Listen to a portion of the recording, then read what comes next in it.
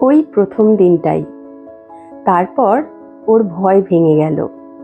কারণে অকারণে দৃঢ়পক্ষ খোকনকে নিয়ে আকাশে ওড়ে, দূরে আরো দূরে উড়ে যায়, উপরে আরো উপরে, যেন আকাশটাকে ছুঁয়ে আসবে। এ খেলায় খোকনও মজা পায়। সে এখনো জানে না এটা খেলা নয় আদৌ। বাবা তাকে জীবনের পাঠ দিচ্ছে। সামনেই ওর পরীক্ষা, আর সে পরীক্ষায় ফেল হওয়া মানে মুছে যাওয়া দুনিয়া থেকে। আরো সপ্তাহখানেক পরে মাঝরাতে আকাশে দেখা দিল 7 রঙা বিদ্যুতের ঝিলিক। হ্যাঁ, সপ্তবর্ণা বিদ্যুৎ। নমস্কার, SDMT গল্প পাঠের আসরের আরো একটি পর্বে আবার আপনাদের সকলকে স্বাগত জানাই। আমাদের এই গল্প পাঠের আসরে আমরা এখন পড়ে শোনাচ্ছি দিগন্ত প্রিয় নামক একটি গল্প। লিখেছেন নারায়ণ সান্যাল। গল্পটি পড়ছি আমরা তার না মানুষের কাহিনী এই গ্রন্থটি থেকে। আমাদের এই পর্বগুলি যদি আপনাদের ভালো লেগে থাকে তাহলে লাইক করবেন, কমেন্ট করবেন, কি হলে আরো ভালো হতো বলে আপনি মনে করছেন, শেয়ার করতে পারেন, এবং অবশ্যই আমাদের এই জার্নিতে যদি আমাদের পাশে থাকতে চান আমাদের চ্যানেলটি সাবস্ক্রাইব করবেন দয়া করে। নোটিফিকেশন পাওয়ার জন্য বেল আইকনটি যদি প্রেস করে রাখেন আমাদের আগামী সমস্ত ভিডিওর নোটিফিকেশন আপনি আগে থেকেই পেয়ে যাবেন। আমাদের আজকের গল্পের পাঠের আসরের গল্প দিগন্ত প্রিয়। গত দিন কিছুটা পড়েছিলাম আমরা, আজ পাঠ করছি তারপর থেকে। খোকন অবাক হয়ে গেল। ওটা কি কি তা ওর বাপিও জানে না, শুধু জানে ওইটাই হচ্ছে প্রাকৃতিক ইঙ্গিত, এবার রওনা হতে হবে। অরোরা বোরিয়ালিস। গ্রিনল্যান্ডের ক্ষণস্থায়ী গ্রীষ্ম এবার শেষ হয়ে এলো। গ্রানাইট পাহাড়ের খোপে খোপে এখন চঞ্চলতা। রোজই এপাড়া ওপাড়া থেকে শোনা যায় কি আহ কি আহ।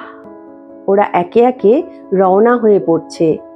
চলেছে আপাতত বিষুবরেখার দিকে দক্ষিণ পানে।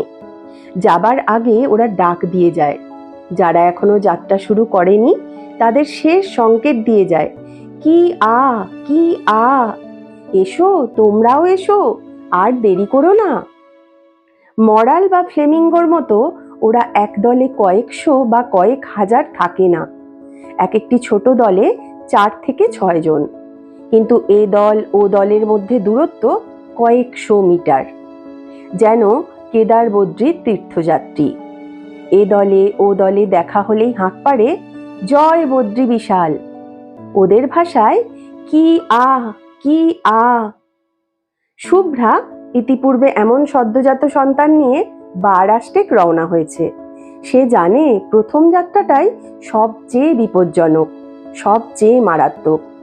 শুভ্রার 3টি সন্তান খোয়া গেছে এই প্রথম অভিযানেই। বাকি 5টির কে যে কোথায় আছে জানে না, দেখলেও চিনতে পারবে না আজ। জীবনের প্রথম বছরটাই ওরা শুধু বাপ মায়ের, তারপরের গুলো তারা প্রজাতির। ওরা সাবালক হয় 2য় বছরে। তাই বাবা মায়ের ডানা ধরে পৃথিবীটা পাড়ি দেয় 1.5 বার। প্রথমবার যাতায়াত, আর 2য়বার এক পিঠে শুধু যাওয়া। ফেরার পথে সে আর বাবা মায়ের নয়, প্রজাতির, সঙ্গী বা সঙ্গিনীর সহযাত্রী। বাবা মা দোষ ধরেন না, আপনি বুঝিয়া দেখো কার ঘর করো। 2য়বার দক্ষিণ গোলার্ধে গ্রীষ্মাবকাশ কাটাতে এসে ওরা জীবন সাথী বেছে নেয়, ওই একবারই। ওদের ধর্মে ব্যভিচার বা বিবাহ বিচ্ছেদ না মঞ্জুর। ধর্ম বলতে জীবন ধর্ম। ওদের বিবাহ বন্ধন অচ্ছেদ্য, আমৃত্যু। কিন্তু আমার কথাটা খেয়াল করছেন তো? আমি শীতাবকাশ বলিনি কিন্তু। এটাই হচ্ছে আর্টিক টার্নের 2 নম্বর বিশ্ব রেকর্ড। 15-20 বছর ওরা বাঁচে, কিন্তু জানে না শীতকাল কাকে বলে। শীতকে চেনে, শীতকাল নয়। ওরা আইসবার্গ দেখেছে, আর্টিক সিল দেখেছে, অ্যান্টার্কটিক পেঙ্গুইন দেখেছে। অরোরা বোরিয়ালিস আর অরোরা অস্ট্রালিস দুটোই দেখে বছর বছর, যা জীবনে মাত্র একবার দেখেছিলেন আমুন্ডসেন বা স্কট। যা দেখে না অন্য কোনো জীব। এটাও ওদের 3 নম্বর বিশ্ব রেকর্ড। কিন্তু শীতকাল চেনে না ওরা। সূর্যি ঠাকুর যখন কর্কটক্রান্তি পাড়ায় তখন ওরা উত্তর গোলার্ধে, আর যেই তিনি বিষুব বলয় পাড়ি দিয়ে মকরক্রান্তি রেখামুখো অমনি ওরাও রওনা দেয় দক্ষিণ গোলার্ধে। শীতকাল ওদের নাগাল পায় না। খুড়ো একদিন বললে, কি আহ! দৃঢ়পক্ষ বুঝলো, হ্যাঁ, ব্যাপারটা তারও নজর হয়েছে। মাঝে মাঝে সমুদ্রের ঢেউ সূর্যি ঠাকুরকে ভিজিয়ে দিতে চাইছে। সূর্যি তো ডোবে না যখন ওরা বাসসজ্জা পাততে এদেশে আসে। আকাশেই পাক মারে দিগ্বলয়ের কাছাকাছি। এবার সে ডুববে, এক টানা 6 মাসের জন্য। তার আগেই রওনা দিতে হবে। ওরা 3 জনে তৈরি হয়ে নিল। 3 জনেরই বসন্তকালীন নতুন পালক গজিয়েছে। আশ্চর্য, খোকনকে এই জটিল অঙ্কটা বুঝিয়ে দিতে হলো না। সে নিজে থেকেই সমঝে নিল। ওর ছোট্ট মস্তিষ্কে অন্তর্লীন জেনেটিক কোডে পলিপেপটাইড শৃঙ্খলের বিন্যাস ছন্দে অমোঘ নির্দেশটা খোদাই করা আছে। জন্মগত সংস্কার। যেতে হবে দক্ষিণ পানে। সে বিষুবরেখা চেনে না, দেখেনি দক্ষিণ মেরু, কিন্তু নির্দেশটা অমোঘ, দক্ষিণ দিকটা চেনে। তাই বাপের ডাক শুনেই সে এক পায়ে খাড়া।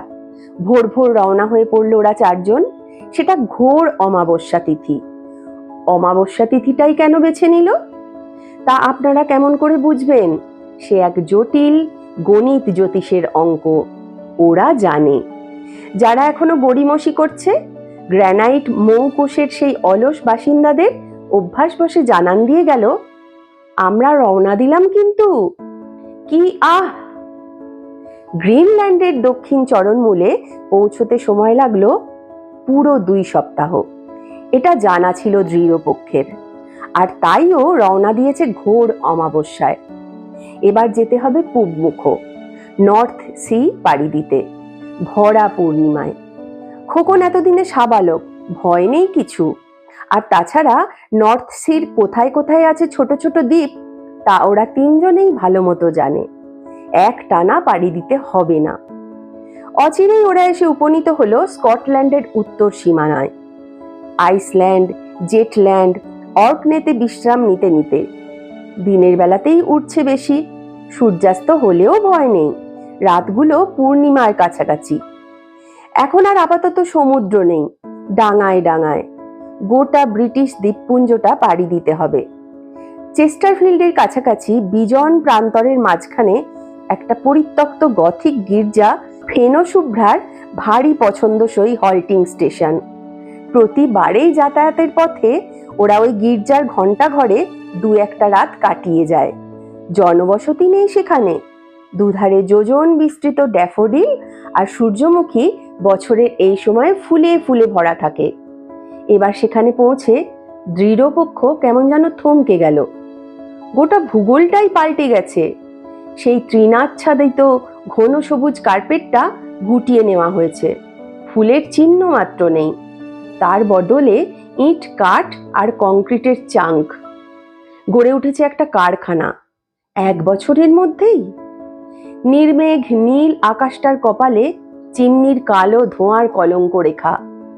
পাখির কাকলি স্তব্ধ, তার বদলে যান্ত্রিক বিকট শব্দ। তবে চার্চটা আছে। ওরা 4 জনে সেই সুউচ্চ ঘণ্টাঘরের কুলুঙ্গিতে আশ্রয় নিল। এলাকাটা আমূল বদলে গেছে। পরিচিত দিক চিহ্নগুলি না পাত্তা। সেই প্রকাণ্ড বড় এলম গাছটা নেই। দিঘিটা বুঝিয়ে ফেলা হয়েছে। এখানে ওখানে শুধু বাড়ি আর বাড়ি, ওভারহেড ওয়াটার টাওয়ার আর হাই টেনশন লাইনের স্টিল পাইপলাইন। দৃঢ়পক্ষ স্থির করলো এখানে 2-4 দিন থেকে যাবে। নতুন দিকচিহ্নগুলি স্মৃতিপটের ক্যানভাসে এঁকে নিতে হবে, না হলে ফেরার পথে রাস্তা গুলিয়ে যাবে, চিহ্নিত পথরেখা খুঁজে পাবে না। তাছাড়া খোকনেরও কিছুটা বিশ্রামের প্রয়োজন। বয়স অনুপাতে একটানা অনেকটা উড়ে এসেছে ও। তাকে গির্জার ঘণ্টাঘরে রেখে ওরা সকাল বিকেল শহরটা টহল দিয়ে ফেরে।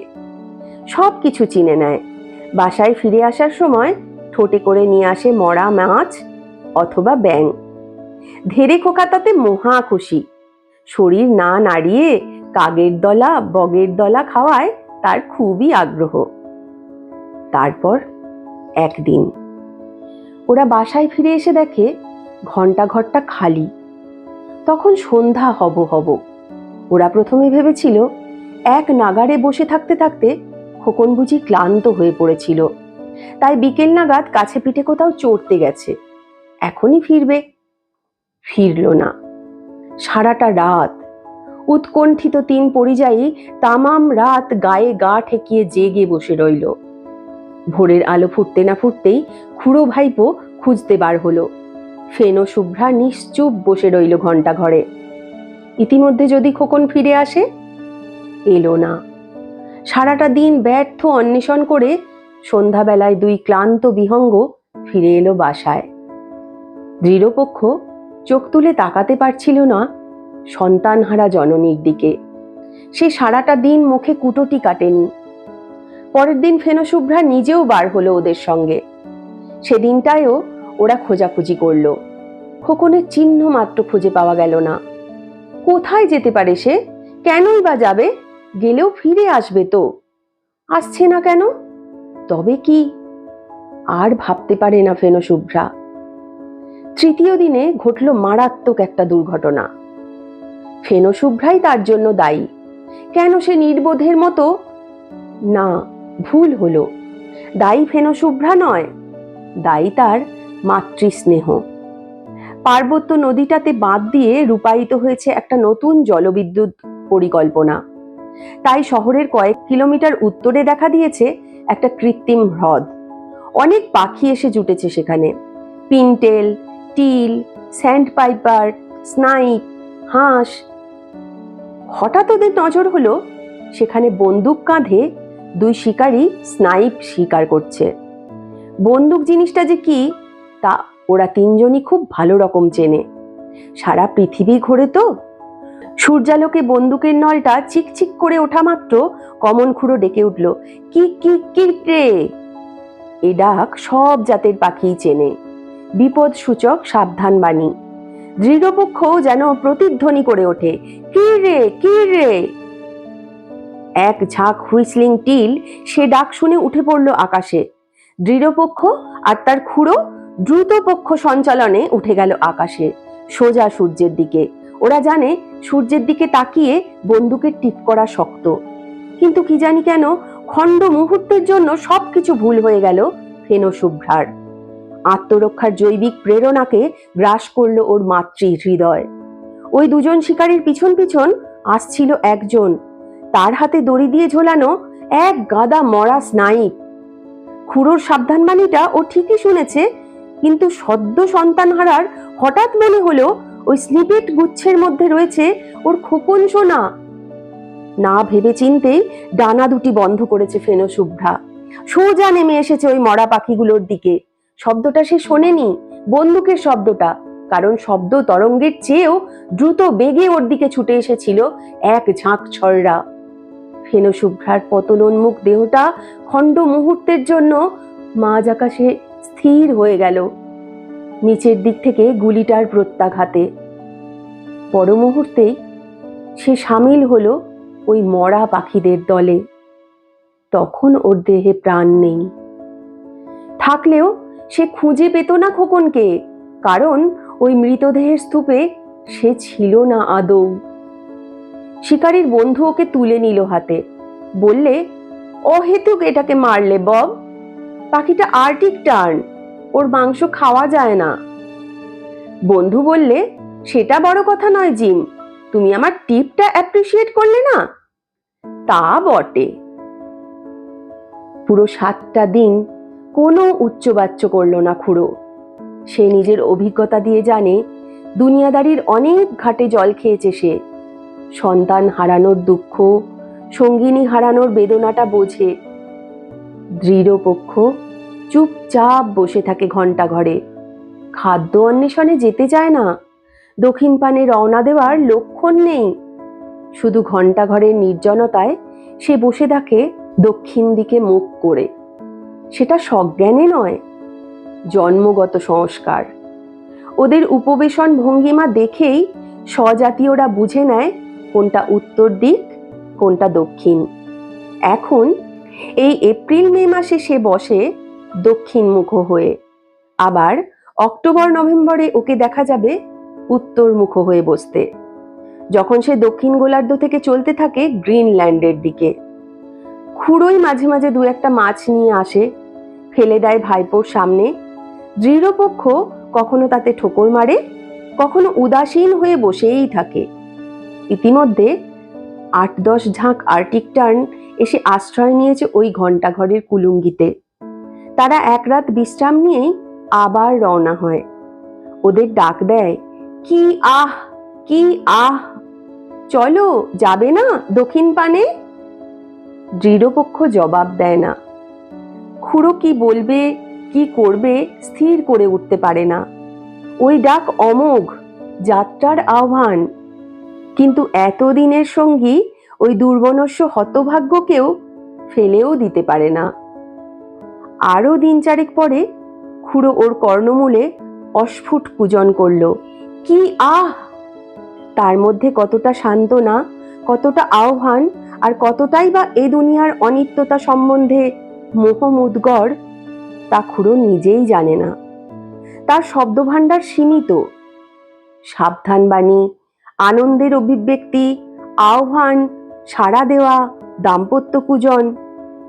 যদিও খুড়ো ভিন্ন প্রজাতির, কিন্তু ওরা একই গণ এর, ফলে পরস্পর পরস্পরের ভাষা বুঝতে পারে। পরদিন সকালে ঘুম ভেঙে খুড়ো দেখে তার ভাইপো নিজে থেকেই বাসা ছেড়ে গেছে। সারাটি দিন বুড়ো অপেক্ষা করলো, দৃঢ়পক্ষ ফিরে এলো না। কি জানি কি সিদ্ধান্ত নিয়েছে সে, আত্মঘাতী হবে নাকি শেষ পর্যন্ত?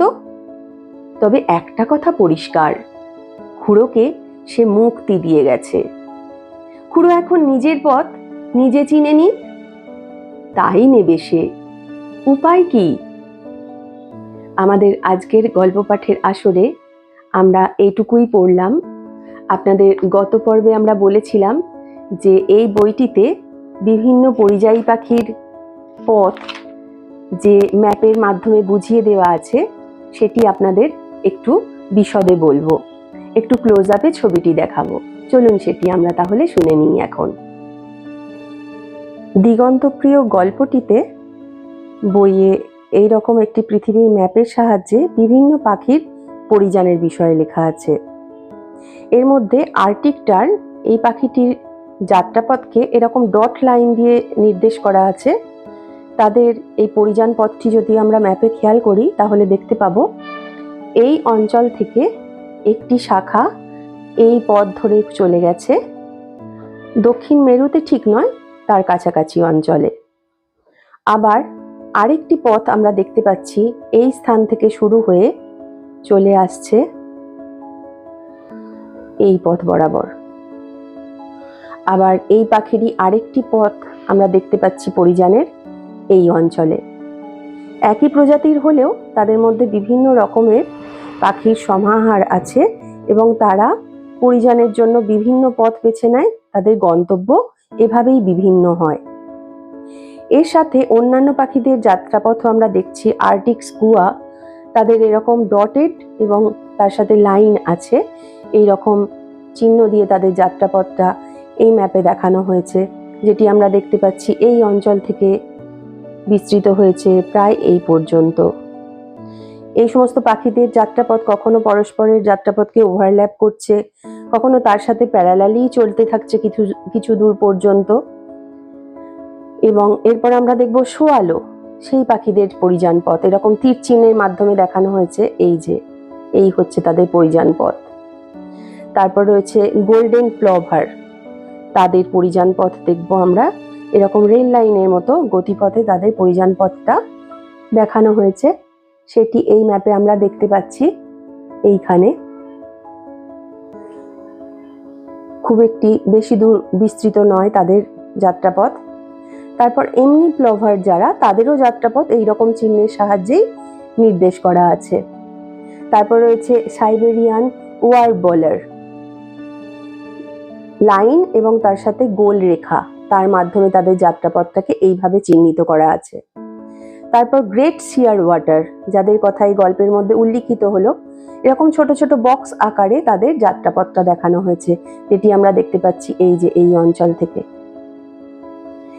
5 লেখা আছে, সেইখান থেকে গিয়ে এই 5 লেখা পর্যন্ত শেষ হচ্ছে। 5 হচ্ছে লভারদের গতিপথ। এরপর লেজার কাক্কু, তাদের যাত্রাপথ এরকম ক্রস এবং লাইন এর মাধ্যমে দেখানো হয়েছে। দেখতে পাচ্ছি তাদের যাত্রাপথটি এইভাবে। এই পাখিদের পরিযান পথ কখনোই সোজা নয়। তারা তাদের পরিযানের সময় অনুকূল আবহাওয়া, অনুকূল বাতাসের গতি, খাদ্য পাওয়ার সম্ভাবনা, তারপর মাঝে রেস্ট নেওয়ার সম্ভাবনা, এই সব কিছু ভেবে এই যাত্রাপথটা বহু বছর ধরে তাদের একই রয়ে গিয়েছে। এবং এখানে তারা কিভাবে এটা শেখে তা জানি না, কিন্তু একটি ছানা জন্মগ্রহণ করার পরের বছরই আমরা দেখতে পাচ্ছি, পরের বছরও নয় সেই বছরই আর্টিক টার্নের ছানা সে রওনা দিচ্ছে বাবা মার সাথে দক্ষিণ মেরুবিন্দুর দিকে। এটি ভাবতেই পারি না আমরা। তাদের মধ্যে কি এমন ইনস্টিংক্ট থাকে যা তাদের এরকম ভাবে চলতে উদ্বুদ্ধ করে, সেটাও একটা অদ্ভুত ব্যাপার। আমরা শুনলাম যে বছরের বিভিন্ন সময়ে আর্কটিক টার্নের গন্তব্য অনুযায়ী বসার ধরন পাল্টে যায়, কখনো উত্তর মুখে বসে, কখনো দক্ষিণ মুখে। সজ্ঞানে বসে না, ইনস্টিংক্ট অনুযায়ী বসে। সে যেন একটা জীবন্ত কম্পাস। প্রাণী জগতের এত কত এরকম রহস্যই লুকিয়ে আছে আমাদের এই গল্পগুলিতে পড়তে পড়তে, যা আমরা জানব। অদ্ভুত এক পাখি, পরিযায়ী পাখি, আর্কটিক টার্ন। এই পৃথিবীতে তার সমতুল্য কোনো পাখি খুঁজে পাওয়া দুষ্কর। বেশ কয়েকটি বিশ্ব রেকর্ড আছে এই ছোট্ট পাখিটির ঝুলিতে।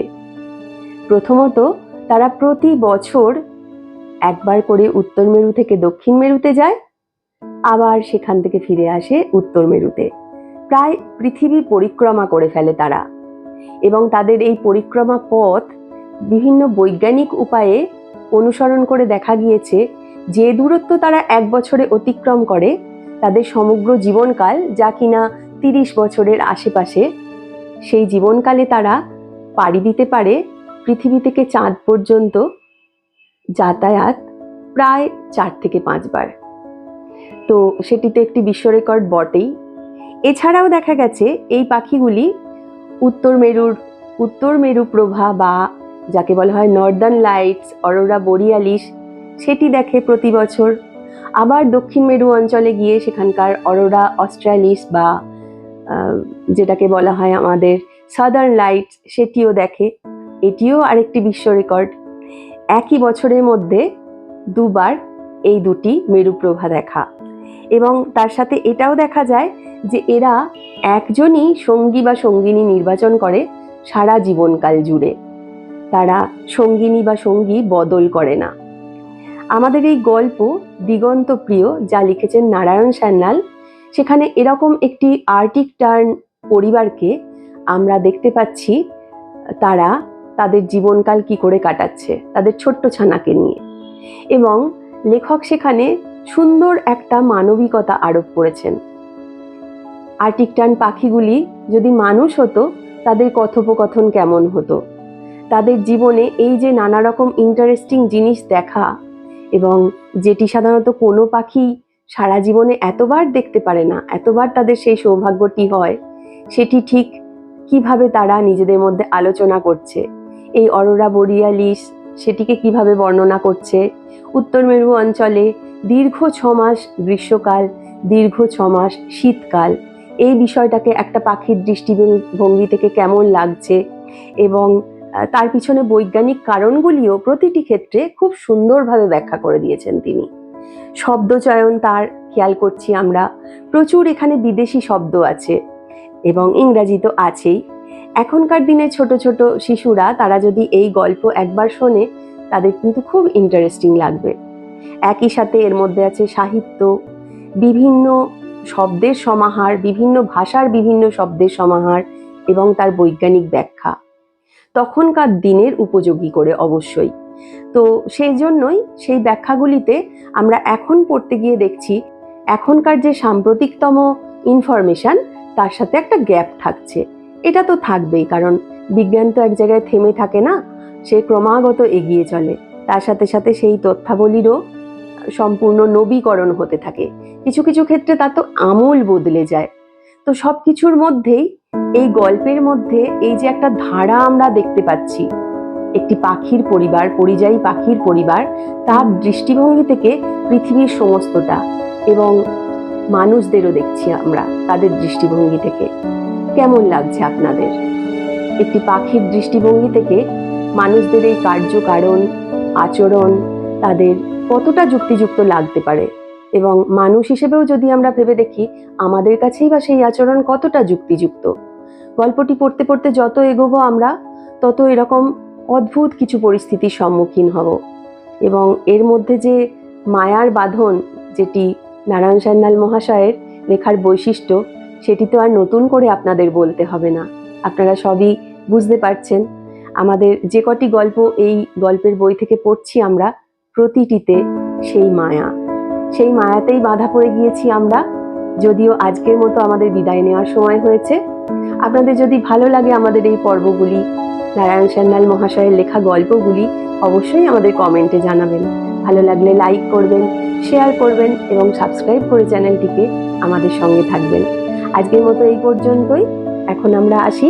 আপনাদের সঙ্গে দেখা হবে আবার গল্প পাঠের আসরের সম্পূর্ণ নতুন একটি পর্বে।